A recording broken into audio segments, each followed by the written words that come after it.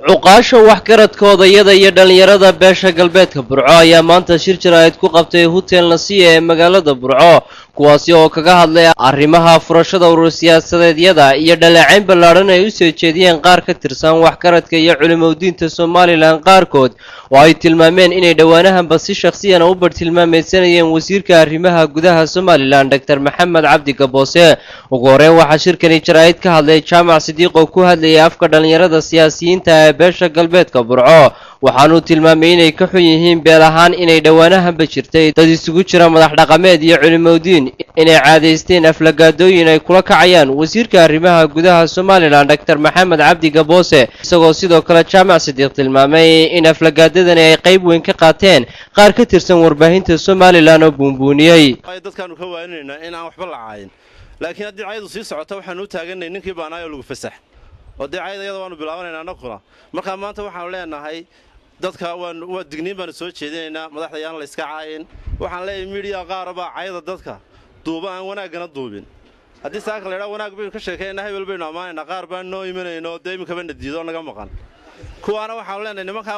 dadka caayadooda duuba ilgaaraha loo yeesho Guuleed Daahir Samatar oo ah gudoomiye ku-xigeenkii hore ee gobolka Togdheer ayaa isaguna si adag u naqdiyay eedeymahani loo soo jeediyay wasiir Gaboose isagoo tilmaamay in cidda xilligani eedeymaha wada yihiin kuwa ka maqaam hooseeya wasiir Gaboose waa sida uu hadalkiisa u dhigay isagoo Guuleed Daahir Samatar dhanka kalena ugu baaqay madaxweynaha Soomaaliland Mudane Axmed Maxamed Maxamuud Silaayo inuu ka dhabeeyo ballanqaadkiisii ahaa furashada urur siyaasadeedyada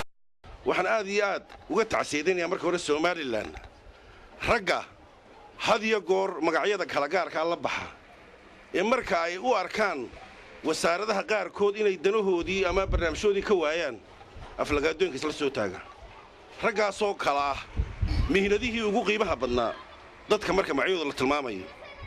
sida wadaadada waaweyn ee muftiyada sheegta sida aadan siiroo kale sida abwaaniinta waaweyn ee dalka magaca ku lahaa ee imakana ku soo hoos noqday inay sifa qabiyaaladeed wax u tilmaamaan sida gaariyo kale ragga siyaasiyiinta ah ee wasiirada ugu taymka dheera ee annaga qaarkood aan wada shaqayn jirnay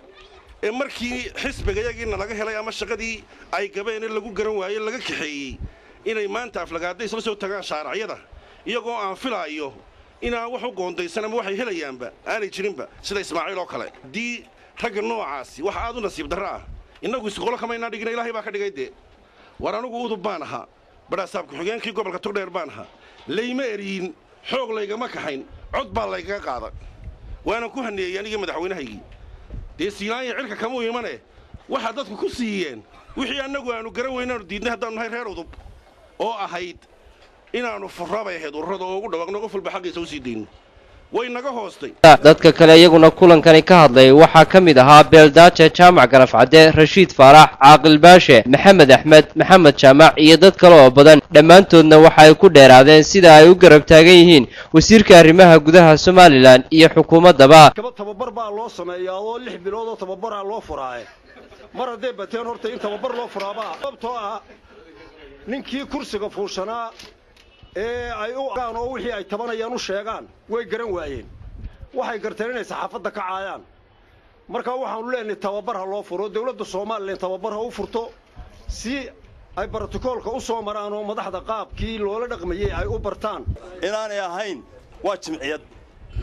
jimciyad weey waa urur anigu waxaan leeyahay sulaadiinay ama dhaqankii reeraha ku soo noqda ama waa muuqataan oo jimciyad baa tihiinay جمعيات هنا كفرت حزب ما كفرت هذوك حزب فرتا ترتمى ذلك هوجانك سواء قبطة هوجانك السياسات قبطة لا هي ugu dambeyntii shirkani jiraayad ay qabteen qaybaha kala duwan ee beesha galbeedka Burco ayaa ku soo beegmaya xilli dhawaan qaar ka tirsan madax dhaqameedka iyo culimada Soomaaliland qaarkood ay dhaliil soo jeediyeen wasiirka arrimaha gudaha Soomaaliland Dr. Maxamed Cabdi Gaboose Maxamed Caawad Maxamed telefishinka caalamiga Somali Channel Burco